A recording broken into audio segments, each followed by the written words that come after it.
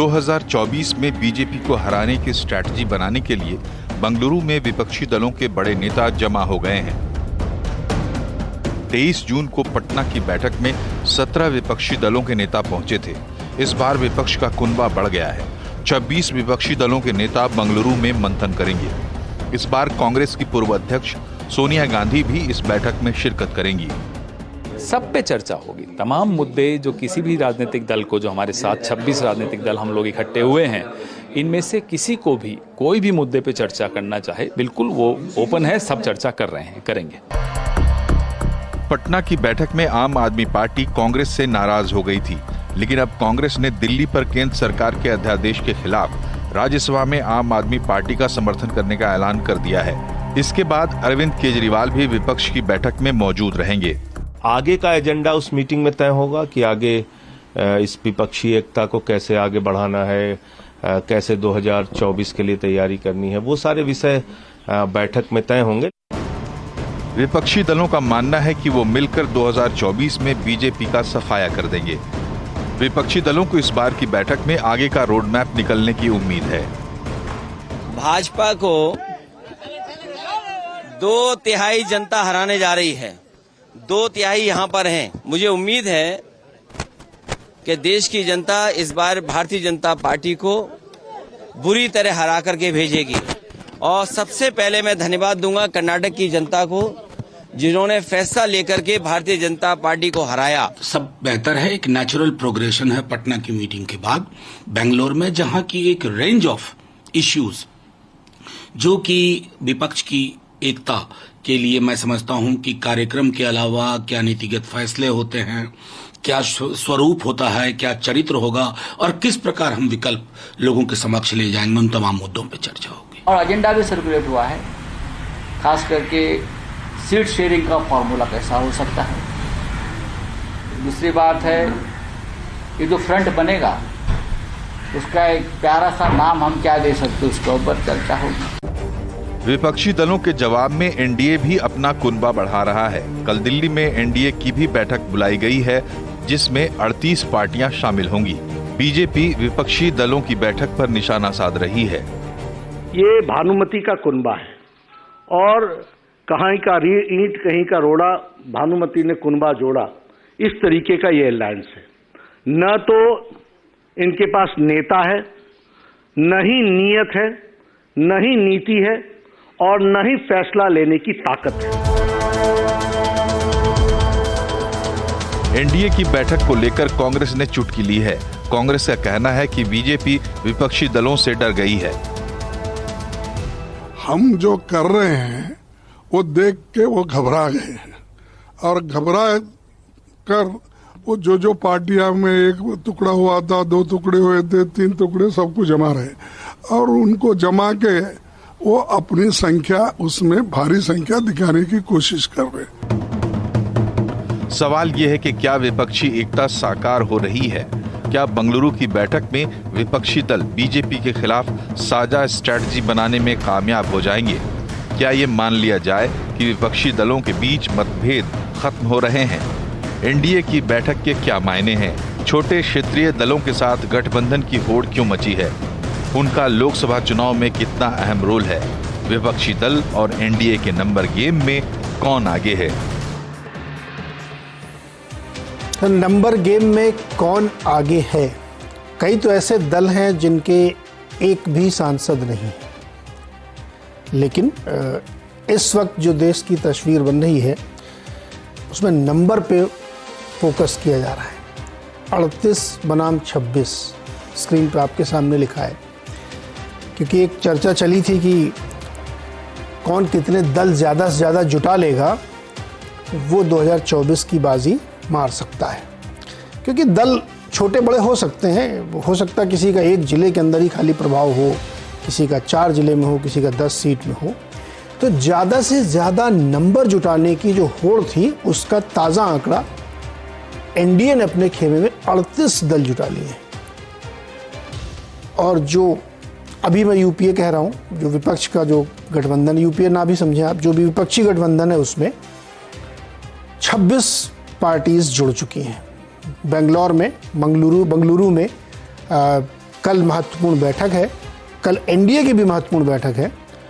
आज विपक्षी खेमे की एक डिनर पार्टी है जिसमें बातचीत होगी अनौपचारिक तौर पे, और कल फिर उसका खाका रूपरेखा सामने आएगा कि किस तरीके के एजेंडे सामने रखे जाते हैं, और महत्वपूर्ण होगा कि चर्चा क्या होती है। एनडीए ने भी अपनी बैठक दिल्ली में बुलाई है कल, जिसमें 38 दल शामिल होंगे, उनके नेता शामिल होंगे, और वहाँ पे भी आगे की रणनीति बयान आपने सुने ही। तो ये जो 24 का खेल है, ये क्या नंबर तक सीमित है? ये गठबंधन क्या जनता के दिलों में भी गठबंधन हो पाएगा? ये केवल पार्टियां अपने आप अपने गठबंधन बनाए ले रही हैं, जनता से कोई पूछ ही नहीं रहा है कि उनको क्या चाहिए? इन्हीं सब सवालों पे आज बातचीत होगी। हमारे साथ जो मेहमान है, तो आज हमने पत्रकारों और संपादकों का पैनल बनाया है, क्योंकि कल जब बैठक हो जाएगी तो राजनीतिक चर्चा करना ज़्यादा बेहतरीन होगा कि नेताओं के साथ करें। आज एक्सपर्ट्स के साथ बातचीत होनी चाहिए कि एजेंडा क्या है और होने क्या वाला है। तो मेरे साथ हैं बहुत ही senior journalist Shekhar Iyer sir, वरिष्ठ पत्रकार प्रेम कुमार जी हैं, अम्बेडकर विश्वविद्यालय के प्रोफेसर अभय दुबे जी, और वरिष्ठ पत्रकार हर्षवर्धन त्रिपाठी। आप सबका सर बहुत बहुत स्वागत है इस चर्चा में। शेखर सर, ये 38 बनाम 26 नंबर जुटा के, मतलब मुझे लगता है कोई दल शायद बचा ना होगा कि जो किसी न किसी खेमे में ना जुड़ गया हो सकता मेरी जानकारी में हो एक आध दो चार दिन में वो भी सब जुड़ जाएंगे। तो अभी तक ये चर्चा यही चल रही थी ना कि जिसके पास जितने ज़्यादा दल होंगे वही बाजी मार लेगा। अखिलेश जी कह रहे हैं 2/3 बहुमत से हराएंगे एनडीए को। तो ये आप कैसे देख रहे हैं जो नंबर का गेम चल रहा है, 38, 26 और इसे बढ़ती जा रहे हैं? नीरज जी, ज़्यादातर अभी जो हो रहा है, अभी जो सिलसिला है, ये ऑप्टिक्स का है, क्योंकि इस समय किस प्रकार की गठबंधन बनेगी क्या, क्योंकि कोई भी सीट एडजस्टमेंट की बात नहीं हो रही है।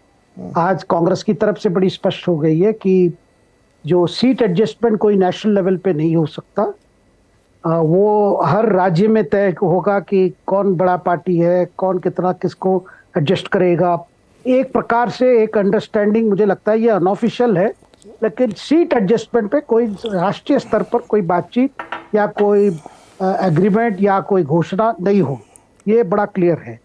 बस केवल यही है, देखिए ये आज बेंगलोर की मीटिंग की जरूरत इसलिए पड़ी क्योंकि जो 23 जून को जो पटना में जो हुआ था, एक प्रकार से नॉन सीरियस मामला निकला, क्योंकि जिस तरह नीतीश कुमार ने जिस तरह उसको कंडक्ट किया और बाद में जो प्रेस कॉन्फ्रेंस हुई, उसमें लग रहा था, देखिए हमेशा इस तरह की जब मीटिंग भी हो, हमने यूपीए 1 यूपीए 2 में भी देखा है। उससे पहले जब देवगौड़ा की सरकार थी, आई के गुजराल की सरकार थी, उसमें भी इस तरह की मीटिंग्स में जहां सारे कोalition पार्टनर्स बैठते हैं, कुछ फैसला भी ना हो लेकिन एक प्रकार से नैरेटिव सेट होती थी।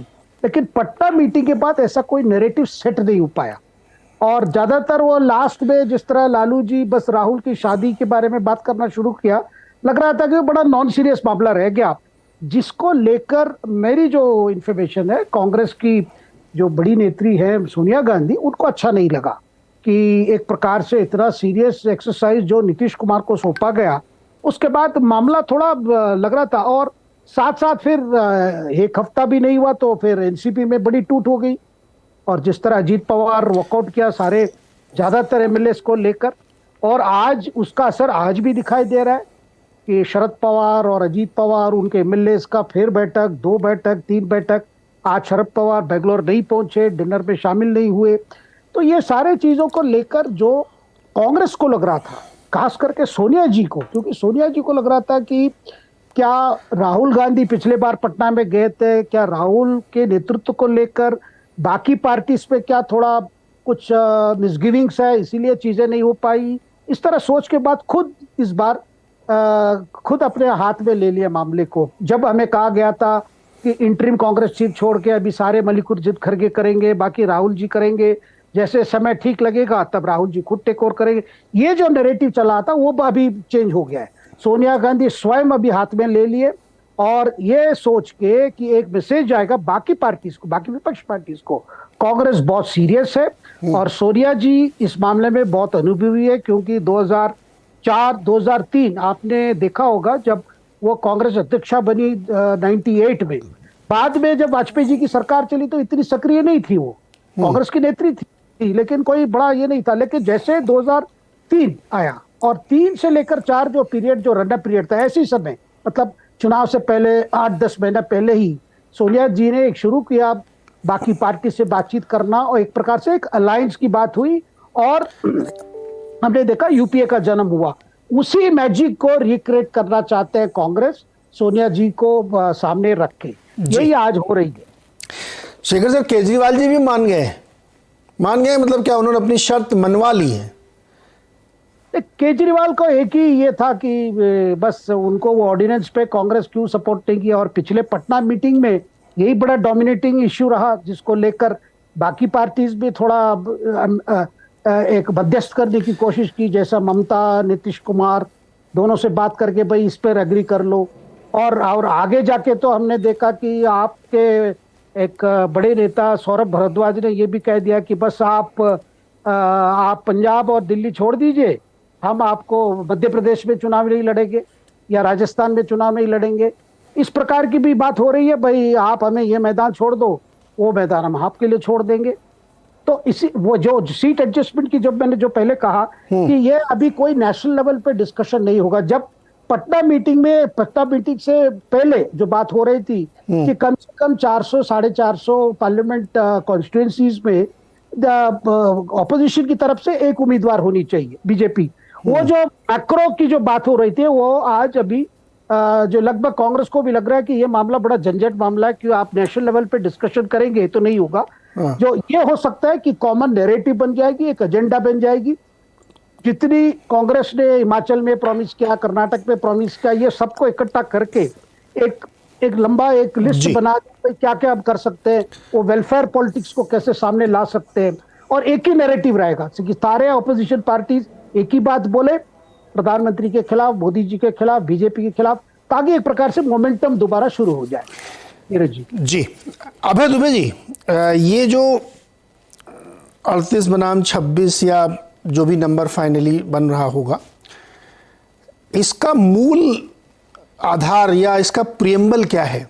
क्या ये सिर्फ इसलिए कि एक दल है, मतलब एक ग्रुप है जिसका उद्देश्य है मोदी को हराना, और दूसरा ग्रुप उसके सामने है जिसको हारना है, इस तरह की जो एक नैरेटिव सेट हो रहा है, क्या यही एक मंत्र काम करेगा?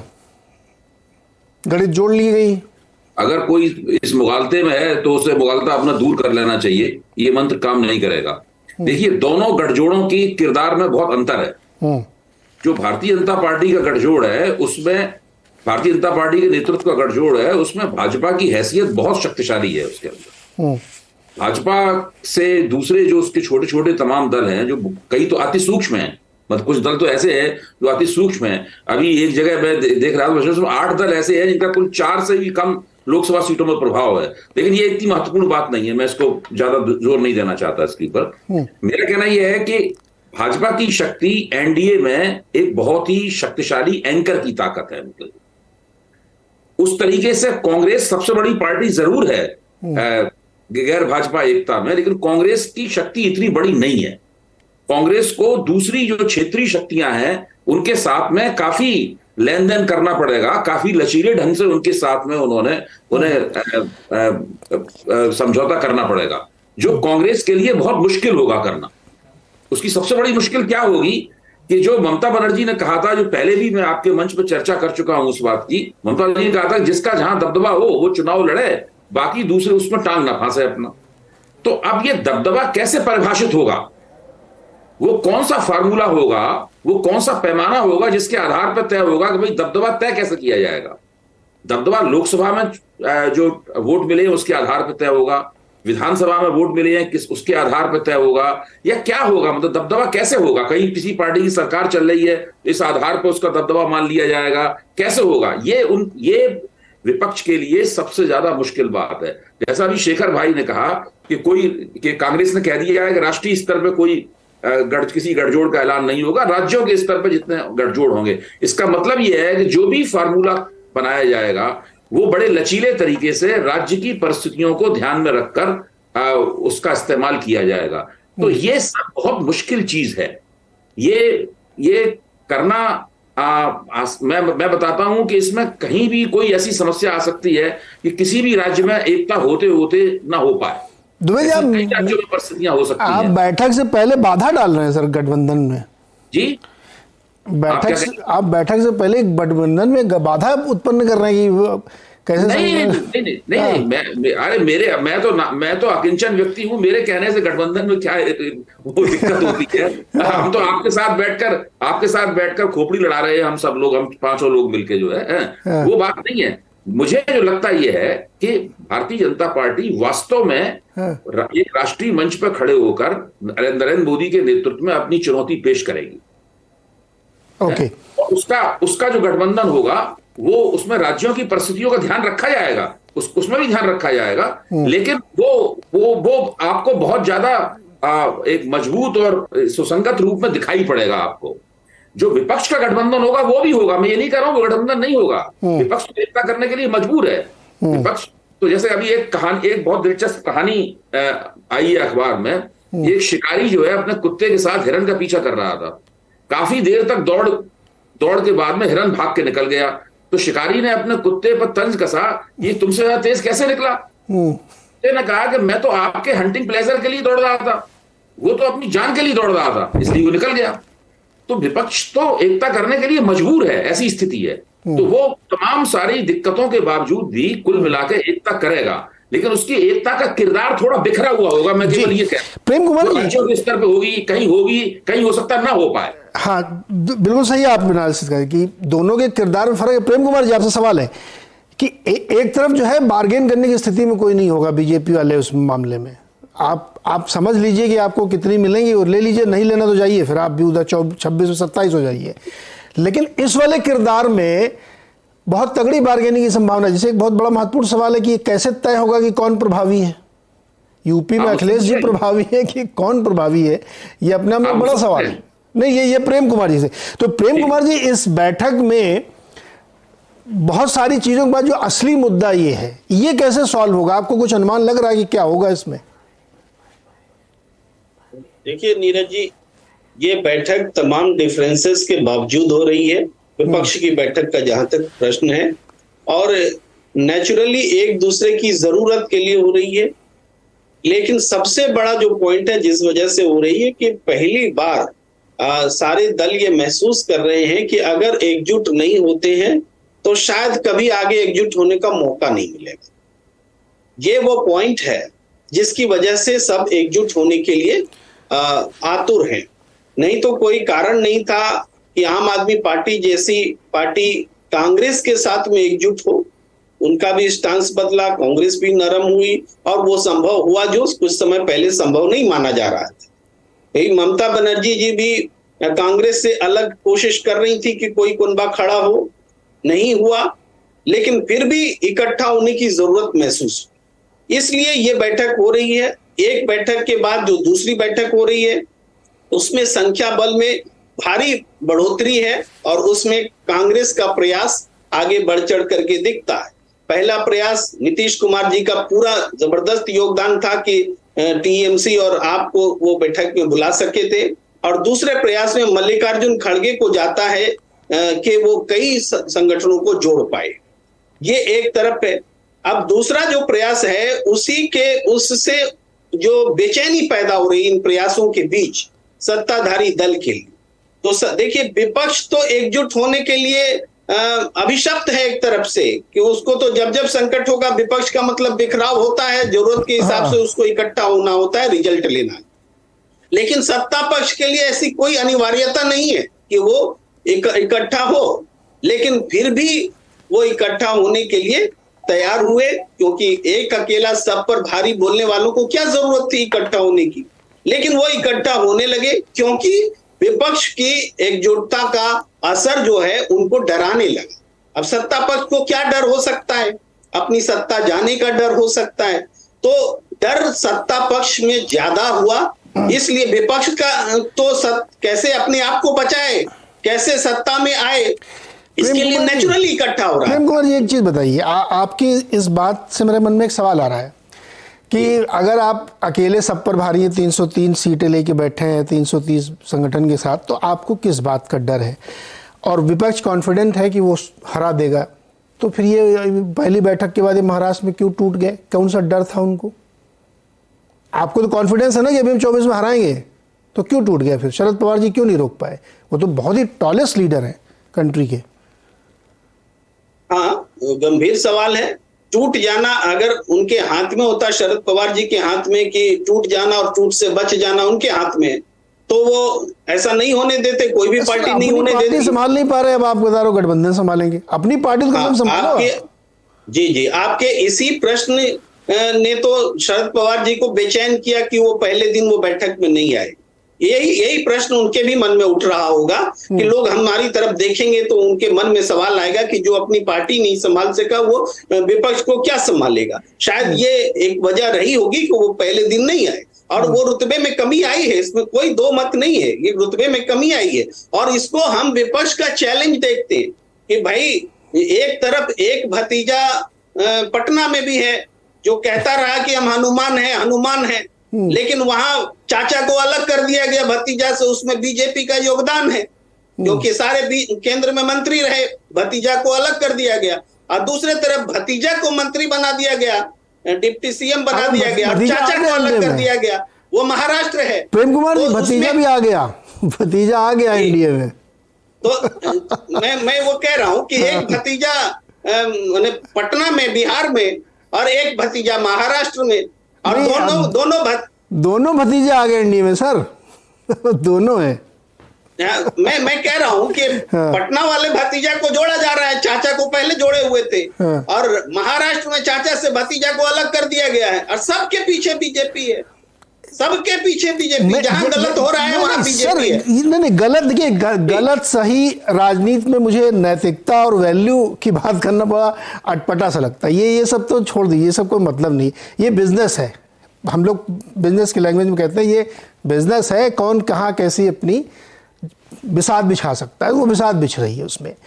मूल सवाल ये उठता है कि अगर आप इतने कॉन्फिडेंट है तो आप टूट क्यों रहे, छितर बितर क्यों रहे, क्यों नहीं संभाल के रख पा रहे? ये तो बड़ा गलत मैसेजिंग जाती है, ये सवाल समझना जरूरी होता है। हर्षवर्धन के पास आता हूँ, प्रेम कुमार के पास। हर्षवर्धन जी, ये जो पूरा है, इस पे क्या जनता को टेकन फॉर ग्रांटेड लेके चल रहे हैं क्या सब लोग? हम इधर हो जाएंगे, हम इधर हो जाएंगे। अरे भाई कभी नीचे तो पूछ लो। एक तस्वीर ये भी बनती दिख रही है कि चुनाव उससे पहले कई राज्यों के होने हैं, तो राज्यों में क्या अलग अलग लड़ेंगे और केंद्र वाले में फिर सेटिंग कर लेंगे, या पूरा एक ऐसा गठबंधन बनेगा? जो मूल सवाल है कि ऐसा गठबंधन है कि हमेशा इनके खिलाफ ही लड़ना है। तो मेरा सवाल ये है कि एक तरफ कितने हो गए, 38-40, और एक तरफ 26, तो जनता को आपने टेकन फॉर ग्रांटेड ले लिया है, उसकी तो कोई पूछ ही नहीं रहा है। नीरज जी, देखिए, जनता को तो टेकन फॉर ग्रांटेड लेने वाले सत्ता से बाहर हो गए। जनता को टेकन फॉर ग्रांटेड लेगा वो सत्ता में नहीं रहेगा। लोकतंत्र वो ऐसा नहीं रहा कि कहीं की ईंट कहीं का रोड़ा, भानुमति ने कुनबा जोड़ा और कुनबा जुड़ जाएगा। अब नहीं जुड़ता है, और कुनबा जुड़ेगा तो टूटेगा भी, क्योंकि राजनीति पहले भी निर्मम थी, अब और निर्मम हो चली। लेकिन ये जो 38 या 26 का नंबर आ रहा है, इसे देखकर तो मुझे भी हंसी आती है। आज अभी 26 का नंबर था, अभी नई प्रेस कॉन्फ्रेंस हुई तो भारतीय जनता पार्टी ने 38 कर दिया। अब एनडीए का संख्या में बहुत ढेर सारी पार्टियां होना ये कोई नई बात नहीं, और यूपीए में भी बहुत ढेर सारी पार्टियां थी। इसका मतलब क्या हुआ? अगर आप देखें तो एनडीए जस का तस है, उसके कई प्रमुख सहयोगी निकल कर गए। एक परसेप्शन के तौर पर हुआ कि भाजपा अब इतनी बड़ी हो गई है कि सहयोगियों के साथ नहीं है, लेकिन यूपीए तो बड़ा भी नहीं हुआ, फिर भी यूपीए खत्म होता चला गया। तो सबसे पहले तो ये कि जो यूनाइटेड प्रोग्रेसिव अलायंस था, उसकी विश्वसनीयता पूरी तरह से ध्वस्त हुई, जनता की निगाहों से वो गिर गया। अब उन्हीं लोगों को लेकर नई बनानी है, मतलब जिसको कहे ना कि तहरी जो है वो नई किसी को पसंद आई, तो अब जरा उसमें थोड़ा मूंगफली डालेंगे, थोड़ा काजू डालेंगे, थोड़ा बादाम डालेंगे, और उसके बाद जब सर्व करेंगे तो धनिया वनिया ऊपर से डाल के अच्छे से प्याज टमाटर, अच्छा नहीं टमाटर छोड़ दीजिए, टमाटर महंगा है अभी, तो वैसे ही जितना महंगा टमाटर अभी है ना, वैसे ही दलों के बीच का भरोसा, ट्रस्ट, वो बड़ा महंगा है। अब आप सोचिए 3 दिन से कांग्रेस पार्टी कह रही है कि अरविंद केजरीवाल झील बनाना चाहते थे। देखिए झील बना दिया दिल्ली को। पंजाब में कांग्रेस का उप मुख्यमंत्री, उसको गिरफ्तार करके पंजाब का स्टेट विजिलेंस ले जाता है। जो मुख्यमंत्री रहा है चन्नी जी, उनके खिलाफ कार्रवाई होनी है। और जिस तरह की स्थितियां हैं उसमें वो कार्रवाई रुकेगी ऐसा संभव नहीं है। लेकिन इतने विरोधाभास के बाद अगर ये लोग हैं तो दरअसल जो आपने शुरू में कहा कि इनको जनता का ट्रस्ट नहीं मिल रहा है, तो अब ये एक दूसरे के ऊपर ट्रस्ट का दिखावा कर रहे हैं। और चूंकि राहुल गांधी अब सांसद नहीं रहे तो सोनिया जी का इस बैठक में जाना जरूरी था। आज आप पूरी उस यूनाइटेड वी स्टैंड वाले होर्डिंग को देखें तो जितनी 2 तरह की होर्डिंग है। एक होर्डिंग है जो स्क्वायर में, चौकोर में बनी हुई है, एक सर्किल में बनी हुई। सर्किल वाले में मल्लिकार्जुन खड़गे, सोनिया गांधी और राहुल गांधी बीच में, अगल बगल उनके वो ध्रुव तारा है या एपी सेंटर है, धुरी है, उनके अगल बगल सारे नेता हैं, छोटे छोटे छोटे बड़े जो भी हैं। और जब ऊपर से नीचे आते हैं तो ऊपर मल्लिकार्जुन खड़गे, सोनिया जी और राहुल जी हैं। आज विपक्ष की यही अवस्था हो गई है, क्योंकि कोई भी इस स्थिति में नहीं है जो कहे कि हम चैलेंज करते हैं, हम जनता के बीच में जाएंगे और हम करके दिखाएंगे। ये स्थिति किसी के है नहीं। मजबूरी का गठजोड़ आज तक राजनीति में कभी नहीं चला है और कोई सिद्धांत नहीं है, कोई एजेंडा नहीं है, कोई सीधी लड़ाई नहीं दिखती कि आप इस मुद्दे पर आंदोलन कर रहे हैं। सब लड़ रहे हैं, चलो ठीक है हम नहीं लड़ पा रहे हैं तो एक साथ आते हैं। लेकिन इस सब के बावजूद भारत की राजनीति जिस तरह की है उसमें अगर ये सारे दल एक साथ आकर लड़ते हैं तो एक तरह से कहें ऑप्टिक्स भी अच्छा है और ठीक है पब्लिक के बीच में जाएंगे तो शायद कुछ भरोसा बने, कमजोर सब कुछ बेहतर हुआ। जी शेखर सर, मुझे एक सवाल है जिसका मुझे जवाब सबसे चाहिए। क्या इस 2024 के चुनाव में जो मुख्य नारा है मोदी हटाओ, इसी पे लड़ा जाएगा और इसका रिएक्शन क्या होगा? इसके पीछे के कारण हम लोग डिस्कस करते रहते हैं कि क्यों उनको हटाना चाहते हैं। वो संविधान, लोकतंत्र की हत्या 300-400 बार कम से कम हो चुकी होगी, दिन में 15-20 बार होती है, ये नहीं हुआ। वो उसको छोड़िए, आप मूल नारा ये है कि मोदी जी को हटाना है इसलिए हम सब लोग मिलके उनको हटाएंगे। तो क्या ये नारा और इसके पीछे की गणित वर्क कर रही है? नहीं, देखिए ये नारा के पीछे हर पार्टी का नेता का जो परेशानी है वो परेशानी कारण है। मुझे नहीं लगता कि परिस्थिति ऐसी बनी है जैसी बनी थी इमरजेंसी जो समाप्त की गई थी और चुनाव बुलाया गया था 1977। तब सामने कोई विपक्ष का नाम पे कोई बड़ा फॉर्मुलेशन नहीं था, बस सारे इकट्ठे आ गए थे जयप्रकाश जी के आह्वान पर। फिर लोगों ने तय किया था भाई इंदिरा जी को हटाना है। मुझे नहीं लगता वो परिस्थिति बन सकती है 2024 में कि लोगों के अंदर इतना गुस्सा है या मोदी सरकार को लेकर एक मन बना लिया लोगों ने कि भाई बहुत विफल रही है सरकार, बहुत हमें तंग की है। देखिए तंग हुए राजनेता, तंग जनता नहीं है। मुझे नहीं लगता कि इतने तंग जनता अवश्य कोई ऐसी विषय है जिसको लेकर आम आदमी परेशान है, वो अलग बात है। लेकिन ये हर पार्टी का आप देखिए आज जितने नेता वहां पहुंचे हैं सबका परेशानी इसीलिए है भाई उनकी जो कर्मकांड पिछले सरकार में रही है या पहले जो रही है उसका अभी जो चीजें खुल रही है, जो पोल खुल रही है। आज भी देखिए जैसे स्टालिन वहां पहुंचे उनके दूसरे मंत्री पर हो गया कार्रवाई। अच्छा, ये लोग ऐसे हैं जिनको मैं तमिलनाडु के उदाहरण दे रहा हूं, सेंथिल बालाजी हो, आज पोनमुडी हो, जिन पर सब कार्रवाई हो रही है। इनका छवि ऐसा नहीं है लोग कहेंगे बड़े ये विक्टिम है, ये परेशान हो रहे हैं, इनके ऊपर पॉलिटिकल वेंडेटा हो रहा है। तमिलनाडु के जनता अच्छी तरह जानते हैं कौन सेंथिल बालाजी है, जनता जानते कौन पोनमुडी है। तो इसीलिए अगर स्टालिन वहां जाके इसीलिए मैं केवल तमिलनाडु को उदाहरण दे रहा हूं, अगर डीएमके के प्रमुख और तमिलनाडु के मुख्यमंत्री वहां जाके ये इनके साथ इकट्ठा होकर एक मैसेज देना चाहते हैं भाई हम सब लोग मतलब सरकार हमें तंग कर रही है, मोदी सरकार और हमें तंग कर रही है, इसका मतलब तमिलनाडु के लोग तंग हो रहे हैं, ये जो मिक्स करना चाहते हैं। मुझे नहीं लगता तमिलनाडु की आम जनता ऐसे सोचती है, क्योंकि सारे जितने पर्सनालिटी सामने आ रहे हैं जिन पर रेड हो रहा है। और ये बात मैं उत्तर भारत को भी ले जाना चाहता हूँ। क्या रेलवे के समय जब लालू प्रसाद जी रेल मंत्री थे, क्या ये सारे जो चीजें आज इन्वेस्टिगेशन हो रही है, क्या उस समय इन चीजों को लेकर बात नहीं हुई थी, चर्चा नहीं हुई थी, कंप्लेन नहीं हुई थी? हर बात जो ले लीजिए, देखिए एक तरफ आप कह सकते हैं कि इन एजेंसीज को यूज किया जा रहा है, क्या जैसे महाराष्ट्र में भी जहां जहां इस तरह की कार्रवाई हो रही है, क्या ये सारे नेता क्या बड़े इनोसेंट है? सब गांधी जी है, महात्मा गांधी है, केवल सरकार पीछे लग गई इनको परेशान करने के लिए? ये जो नैरेटिव ये सोच रहे हैं कि बेंगलुरु में इकट्ठा होके स्टेट पर निकाल के और आम जनता को ये कन्वे कर पाएंगे। देखिए आज केजरीवाल जी वो जानते नहीं है कौन पनमुड़ी है, तो कर रहे हैं। केजरीवाल जी जानते नहीं है कौन सेंथिल बालाजी है, सेंथिल बालाजी की क्या छवि है।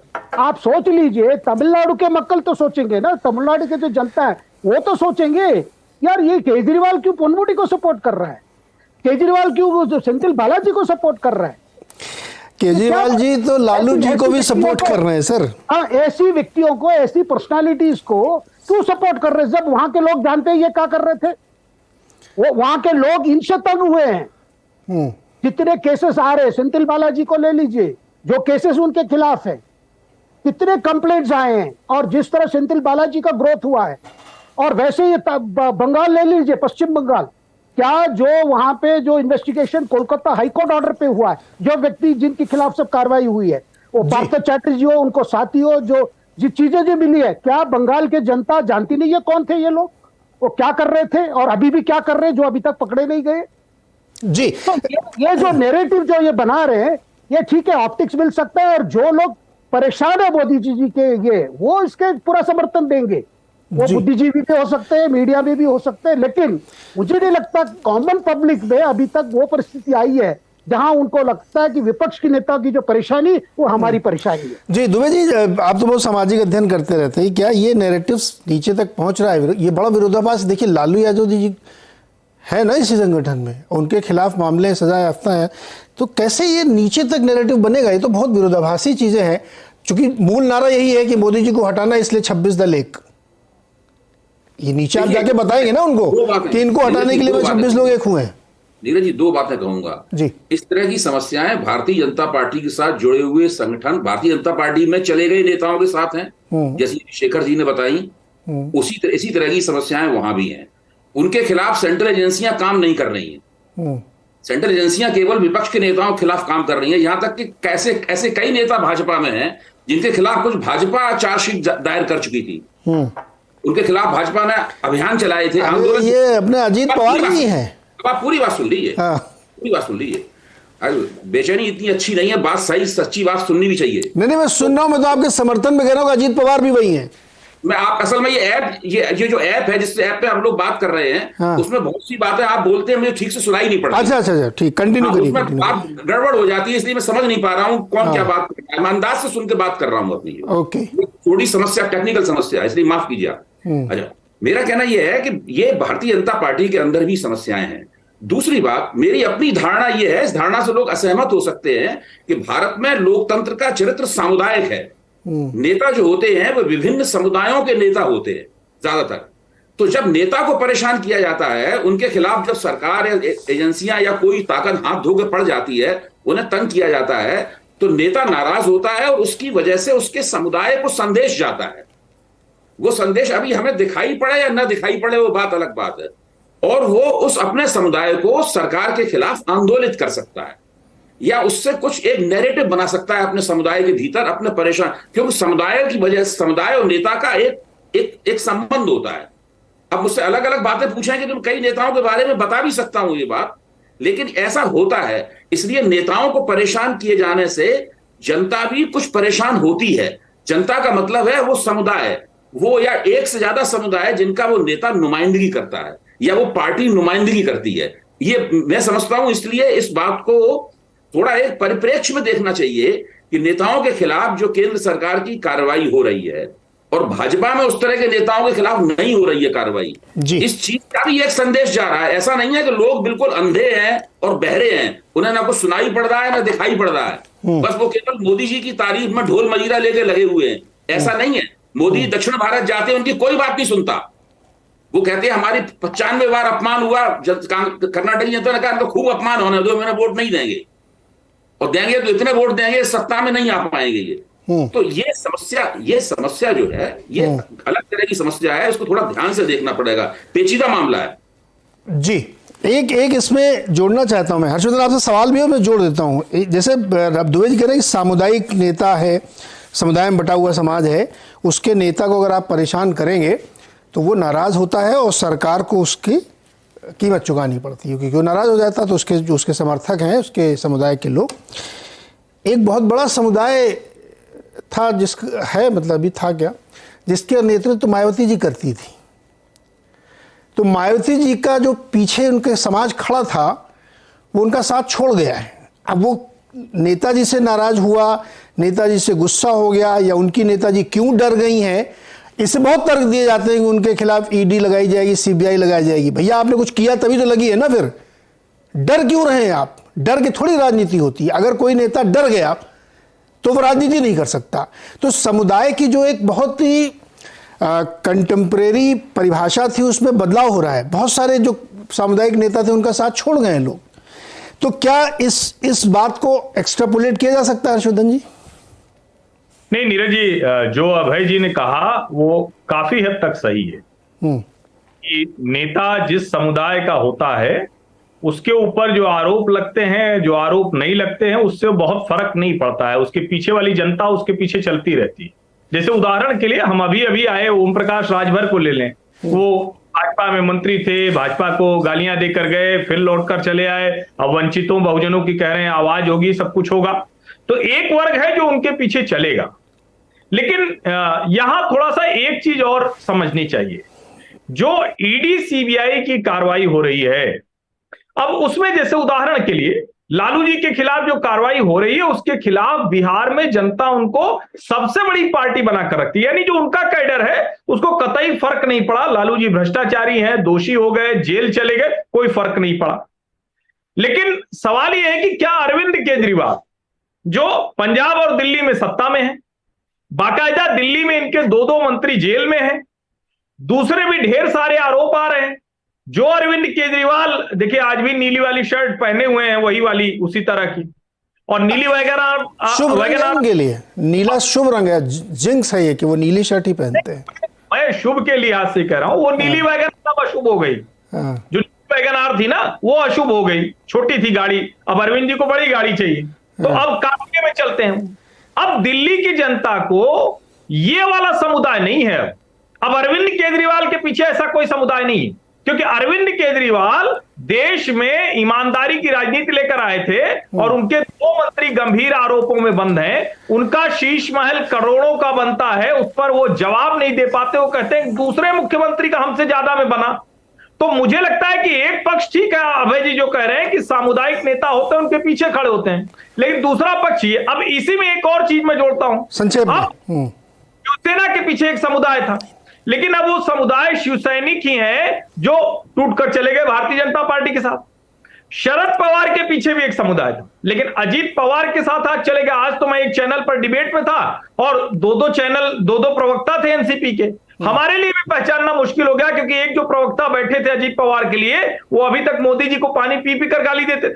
तो मुझे लगता है कि वो समुदाय भी अब बदल गया है। अब वो ऐसा एंटी मोदी एंटी भाजपा नहीं है। तो मुझे लगता है कि इसको इस तरह से भी देखा जाना जरूरी है। नहीं हर्षवर्धन जी, देखिए मैं ब्रेक लूंगा, लेकिन ब्रेक से पहले मैं बता दूं वरना सवाल छूट जाएगा। इसी सवाल को मैं दोबारा से प्रेम जी आपके पास आऊंगा, लेकिन ब्रेक के बाद। आप लोग जो ये कह रहे हैं ना, इस मैं डिसएग्री नहीं हो सकता हूं इससे, क्योंकि बहुत जगह होता है, लेकिन अब ये परिस्थितियां बदल रही हैं। उत्तर प्रदेश में यही ओम प्रकाश राजभर अभी गए थे ना सभा में चुनाव लड़ने लिए, दारा सिंह चौहान भी गए थे। क्या कर लिया इन लोगों ने? गया इनका समुदाय इनके साथ? नहीं गया, क्योंकि आपने डिस्कनेक्ट किया। भाजपा के साथ भी ये समस्या खड़ी हो सकती है। अगर आ रहा हूं ब्रेक के बाद आऊंगा कि अगर वो टेकन फॉर ग्रांटेड जनता को आप आज के समाज में लेके चलेंगे और आपको ये गलतफहमी है कि मैं कुशवाहा समाज का सबसे बड़ा नेता हूं, मैं कुछ भी करूं मुझे वोट मिलेगा, तो मुझे लगता है यहां पे थोड़ी सी रीचेक करने की जरूरत है। चीजें बहुत तेजी से बदल रही हैं। अब सवाल है कि जोड़ क्यों रहे हैं? तो जोड़ ये ऑप्टिक्स है, जैसे ना कि हमारे पास 38 है, तुम्हारे पास 40, हमारे पास 50 है, तुम्हारे पास 70 है। क्या ये सिर्फ एक दिखावे का है? इससे वोट नहीं मिलना है कि हम 40 दल मिलकर वोट लड़ेंगे तो चुनाव जीत जाएंगे। सपा बसपा मिलकर लड़े तो क्या कर लिया था यूपी में? ब्रेक के बाद आएंगे, इस चर्चा को आगे बढ़ाते हैं। आपका और आज चर्चा हो रही है कि विपक्षी दलों की एक बैठक चल रही है बंगलुरु में महाबैठक मतलब औपचारिक होगी। आज डिनर पार्टी है और कल ही एनडीए की भी एक बैठक है, तो समझने की कोशिश कर रहे हैं 2024 के संदर्भ में इसका क्या है। काफ़ी ज़्यादा विषय हम लोगों ने लिए, लेकिन ब्रेक से पहले हमने एक सवाल रखा था कि दल मिल रहे हैं क्या, जनता भी मिलेगी क्या, सामुदायिक नेता, तमाम सारी चीज़ें। प्रेम कुमार जी, दल तो मिल रहे हैं, बड़े बड़े गठबंधन बन रहे हैं, जनता भी जुड़ेगी क्या?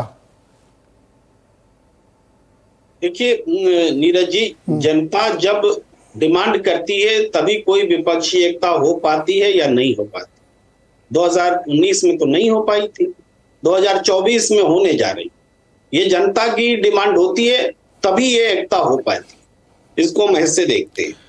और दूसरी बात ये है कि हम लोग बात कर रहे थे परसेप्शन की, कि हर्षवर्धन जी और शेखर जी दोनों एक बातें कह रहे हैं कि जो नेता विपक्ष के जेल जा रहे हैं, जिन पर ईडी सीबीआई एक्शन ले रही है, वो सब गलत हैं। आपने भी कहा कि सही और गलत की राजनीति में बात नहीं कीजिए, लेकिन सही और गलत की बात करनी जरूरी है। परसेप्शन इसी से जुड़ता है नीरज जी। तो परसेप्शन हर्षवर्धन जी और शेखर जी ये दे रहे हैं कि विपक्ष में जो लोग हैं वो ईडी सीबीआई वो गलत हैं, इसलिए ईडी सीबीआई उनके पीछे है। और दूसरा परसेप्शन हम ये बता रहे हैं कि ये लोग इसलिए इनके पीछे ईडी सीबीआई है क्योंकि ये लोग सत्ता के साथ नहीं है। ये भी परसेप्शन है। कन्विक्टेड बोल करके आपने लालू प्रसाद जी का नाम लिया, तो आप हमसे अपेक्षा रखते हैं कि हिंदुस्तानी नागरिक के नाते कन्विक्टेड वर्ड है अगर कहीं, तो हम उससे उतनी नफरत दूरी जरूर दिखलाएं जो कानून का सम्मान हो।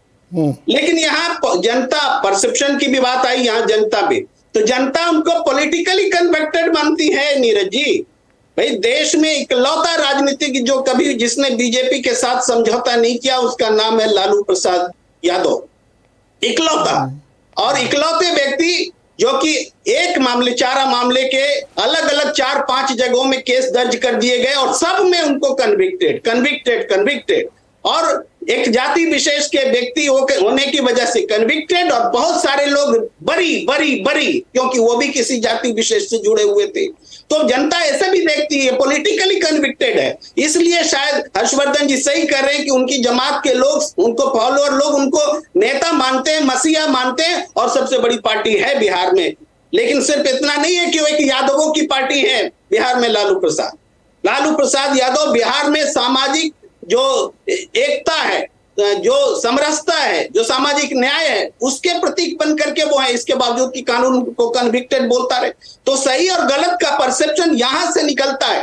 भाई कानून के हिसाब से आप विधायक सांसदी छीन लीजिए, राहुल गांधी की सांसदी छीन लीजिए, लेकिन उससे वो जनता की नजर में दोषी नहीं हो जाएंगे। वो जानते हैं कि राहुल गांधी को किस परिस्थिति में सांसदी गई है, जानते हैं कि उनको संसद में बोलने नहीं देना है। बीजेपी आमादा है कि राहुल गांधी बोलेंगे तो अडानी मोडानी बोलेंगे और हम उनको बोलने नहीं देंगे।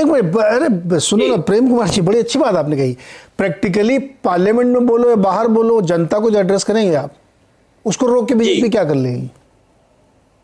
जनता ही तो है, तो वही और इसी वजह से कि आपका पहला जो सवाल है वही है, जनता के बीच में बोलेंगे ही, और बोलना भी चाहिए। देखिए आपका सवाल वही है कि जनता क्या मानेगी, और जनता मानेगी नहीं तो अपोजिशन यूनिटी होगी ही नहीं, और अपोजिशन यूनिटी हो रही है। इसीलिए दूसरा कुनबा एनडीए का सत्ता में, जिसको कोई बहुत जरूरत नहीं थी, वो हो रहा है। और मल्लिकार्जुन खड़गे एक बहुत जरूरी बात कह गए कि भाई कितनी पंजीकृत पार्टी है, इनमें यह भी बता दो। नीरज जी, हम भी 1-2 पार्टी जोड़ दे सकते हैं जिनका कोई आधार नहीं है, जनाधार नहीं है, वो भी 38 से 40 हो जाएगी जी। अब बड़ी डीप चर्चा हो रही है सर। अगर किसी एनजीओ से भी आपको समर्थन मिल जाए ना, तो वो भी 200-400 वोट दिला देगा कहीं पर। उसके लिए पंजीकृत होने की जरूरत नहीं, प्रैक्टिकलिटी ये कहती है। अच्छा, छोटे छोटे कमेंट एक हर्षवर्धन जी और दुबे जी इशारा करें, उसके बाद मैं फाइनल कमेंट ये जी के पास जाऊंगा। पहले दुबे जी आप बताइए, आप भी ब्रेक से पहले भी आप इशारा कर रहे थे, बताइए। नहीं देखिए, मैं तो सिर्फ ये कह रहा था कि जो मैं समुदाय और नेता के संबंध के बारे में मैंने जो चर्चा की थी, उसके अपवाद भी हैं। कुछ ऐसी पार्टियां भी हैं जो समुदाय आधारित नहीं है। तो मैं आमतौर पर लोकतंत्र की ये प्रकृति है, लेकिन भारत बहुत बड़ा है, बहुत तरह तरह की इसमें प्रवृत्तियां हैं, तरह तरह के रुझान हैं। कभी कभी जो नियम होता है उसके अपवाद भी होते हैं। तो आम आदमी पार्टी उस तरीके से एक समुदाय आधारित पार्टी नहीं है, वो अलग तरह की उसे परिस्थितियां चाहिए होती हैं सफलता के लिए, जो उसे दिल्ली और पंजाब में मिली हैं। अब वो दूसरे प्रदेशों में मिलेंगी कि नहीं मिलेंगी ये मुझे नहीं मालूम है, पहली बात तो ये है। दूसरी, मैं नीरज जी आपसे एक निवेदन करना चाहता हूं जी, वो ये है कि कभी आप एनडीए के अंतर्विरोधों पर भी एक कार्यक्रम कीजिए, हाँ, और भाजपा के अंदर जो भ्रष्ट लोग घुसे हुए हैं उनके ऊपर भी एक कार्यक्रम कीजिए, और मुझे भी मेहरबानी करके उसमें बुलाइए, और यहाँ बैठे हुए उनको भी बुलाइए। मैंने आपने ये जो एक्चुअली ऐप के थ्रू जुड़े ना, इसलिए आप सुन नहीं पाए। नहीं, आपका निवेदन स्वीकार है। आप, मैं इसीलिए आपको याद दिला रहा हूँ कि आपको ऐसा लग रहा होगा कि मैं वैसी बात नहीं करता। नहीं, ये आपका आरोप है मेरे ऊपर और मैं उसका जवाब दे रहा हूँ कि जैसे आपने नहीं, सुनिए ना सर, दे रहा हूँ आपके सर, सुनिए ना, मेरी बात तो सुनिए। आप ऐप के जरिए जुड़े इसलिए आप सुन नहीं पा रहे। जब आपने चर्चा शुरू की तो मैंने ही कहा कि शरद पवार भी, अजीत पवार भी वही है जिनको मोदी जी भी कहते थे कि ये बहुत ही बड़े भ्रष्ट आदमी है। वो है ना यहाँ पे महाराष्ट्र सरकार में। तो कोई राजनीतिक दल, इसीलिए मैंने शुरुआत में कहा था कि वैल्यू एडिशन मत करिए, आपकी वैल्यू पर डिस्कशन करेगा कि मूल्य क्या है, नैतिकता क्या है, इसकी तो बात ही मत करो। बिजनेस प्रोपोजिशंस क्या है आपके, आप कितना बढ़िया ऑफर दे सकते हैं जनता को, इस पे तय होगा। हर्षवर्धन जी, छोटा कमेंट। छोटा सा नीरज जी, देखिए प्रेम जी ने कहा कि परसेप्शन मैं और शेखर जी बना रहे हैं, तो बोलते वक्त तथ्य का ध्यान रखना चाहिए। इन्होंने, प्रेम जी ने कह दिया कि लालू जी किसी एक जाति के थे इसलिए उनको सजा मिल गई, दूसरा कोई जाति का होता। ये कितनी खराब चीज है ये समाज में। ऐसा नहीं कहा, आपके बीच में नहीं बोला, आपके बीच में नहीं बोला। नहीं तो मेरे को गलत मत कोट कीजिए। मैं बोल लूं तब फिर बोलिएगा, मैं बोल लूं तब बोलिएगा, ये तरीका यहां नहीं होता है। इन्होंने कहा कि लालू जी को किसी जाति के होने की वजह से सजा मिल गई, दूसरी कोई जाति के लोग होते तो शायद उनको सजा नहीं मिलती। उसी घोटाले में, वही चारा घोटाला जो सामान्य पत्रकार भी इस देश का है उसको पता है कि लालू प्रसाद यादव की ही तरह पूर्व मुख्यमंत्री जगन्नाथ मिश्र को भी वही सजा हुई थी, और उसके बाद वो सजा इसलिए नहीं काट पाए क्योंकि उनको फिर तबीयत खराब हुई, उनका निधन हो गया। कम से कम जब हम टीवी पर बात कर रहे होते तो इस तरह जातियों के खांचे में समाज को बांटने की कोशिश, वो भी भ्रष्टाचार के मामले में, कतई नहीं करनी चाहिए। बस मेरा निवेदन यही खत्म जी। अय्यर सर, सर अय्यर जी के पास। अय्यर सर पॉलिटिकली कन्विक्टेड है, लीगली कन्विक्टेड नहीं है, ये भी हमने अभी यहाँ चर्चा की। कैसे जनता से कनेक्ट बनेगा, तो साहब उनके भ्रष्टाचार की चर्चा क्यों नहीं होती, इनकी चर्चा क्यों होती है। अब इस परिस्थिति के बीच में जो मैं कह रहा हूँ कि बहुत सारे दल जीत के आ रहे हैं ना, भ्रष्टाचार इनका भी है, ऐसा तो है नहीं कि ये दूध के धुले भारतीय जनता पार्टी वाले, दोनों साइड में है। मैं जो समझने की कोशिश कर रहा हूं आपके जरिए, आप लोगों के जरिए, सारे पैनलिस्ट के जरिए, कि किसका कनेक्ट बन रहा है, आपका ऑफर क्या है। मैं शुद्ध भाषा में बताऊं अर्थशास्त्र की, कि आप जनता को क्या ऑफर दे रहे हैं और क्या एजेंडा सेट कर रहे हैं। इसी पे चुनाव होगा। आप 36 नहीं 600 दल जोड़ लीजिए, उससे थोड़ी कुछ होने वाला है। अय्यर सर। बिल्कुल नीरज जी, मैं शुरू से कहा कि ये पार्टी जोड़ने वाला काम ये केवल ऑप्टिक्स का है, दोनों साइड से हो रहा है। और दूसरी बात, करप्शन ऐसा मुद्दा है, वो ऑपोजिशन कभी उसको जोर से नहीं उठाया। जब तक उनके ऊपर खिलाफ कुछ का ये जो परिस्थिति बनी, जो जब उनके नेताओं पर, तभी ये करप्शन की बात कर रहे हैं। वो भी अपने पर करप्शन को ये नहीं कर रहे हैं, वो कह रहे हैं भाई वो भी करप्ट है, उन पर भी कार्रवाई करो। तो उन पर कार्रवाई हो जाएगी तो ठीक है। भाई अजीत पवार जब तक आपके साथ थे तब वो करप्ट नहीं थे। और दूसरी बात, ये जो दूसरी चीज जो चल रही है, भाई शरद पवार क्यों बीजेपी से बात कर रहे थे जब अजीत पवार भी बात कर रहे थे, और शरद पवार ने अजीत पवार से क्यों कहा भाई आप भी बात करो। इसमें भतीजा आगे निकल गया, फिर चाचा। अब क्या हो रहा है महाराष्ट्र में, 3 दिन से हम देख रहे हैं कि अजीत पवार शरद पवार से मिल रहे हैं, प्रफुल्ल पटेल शरद पवार से मिल रहे हैं, कह रहे पार्टी नहीं टूटना चाहिए। ये कौन सी पॉलिटिक्स चल रहा है। अगर शरद पवार भी बीजेपी के साथ टच में थे और शरद पवार भी 2019 में प्राइम मिनिस्टर से टच थे, अब ये कौन सी ये चल रहा है इसमें। अब आज अगर शरद पवार फील कर रहे हैं कि नहीं नहीं बीजेपी के साथ हम नहीं जा सकते, अगर जा नहीं सकते, आपने क्या किया इसको रोकने के लिए भी। जब अजीत पवार के घर में मीटिंग हुआ था जिसमें सुप्रिया सुले भी उपस्थित थी, तब ये सारी चीजें तो चल रही। भाई हर पार्टी ना करप्शन पे, ना कोई पॉलिटिकल मोरालिटी पे कोई स्टैंड ही नहीं है यहाँ पे। केवल इतना ही है भाई आपका corruption is worse than my corruption. भाई करप्शन क्यों एजेंडा से चला गया, मैं पूछ रहा हूं, मैं दोनों पार्टी से पूछता हूं। मैं ये नहीं कह रहा हूं कि भाई ये नहीं किए वो नहीं किए, कि ऑपोजिशन ने भी करप्शन के खिलाफ क्या किया। उनको लग रहा है कि हर करप्शन अगर उनके नेता के साथ है वो पॉलिटिकल वेंडटा है, और अगर बीजेपी के साथ है तो ठीक है।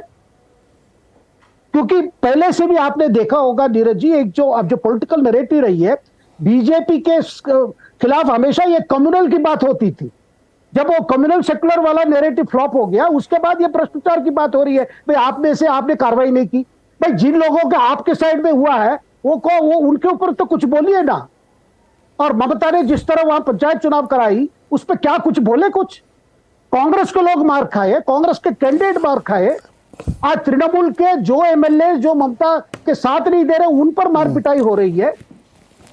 और जब अधीर रंजन चौधरी जो कांग्रेस के नेता है लोकसभा में, उनकी बात आज क्या कांग्रेस सुन रही है क्या? इतने कॉन्ट्रडिक्शन के साथ आप लोगों के सामने क्या पेश करेंगे? जी, सवाल यही है कि इतने अंतर्विरोध हैं, इतनी चीजें हैं इसमें, और मुझे तो आज बड़ा आश्चर्य लगा जब ये कहा गया कि वो पॉलिटिकली कन्विक्टेड है, लीगली नहीं। तो ये बहुत ही मतलब विचित्र सी बात है कि सब एकदम समय खत्म हो गया, मैं क्लोज करना है अभी। तो बहुत सारी चीज़ें इसमें है जो कि हमें आने वाले समय में दिखेंगी, और हम एनालिस्ट उसको यहीं बैठ के एनालाइज करेंगे कि भ्रष्टाचार, नैतिकता की बातें, तुम्हारी शर्ट मेरी शर्ट से गंदी है भाई, आप मेरे को कैसे बोल सकते हो?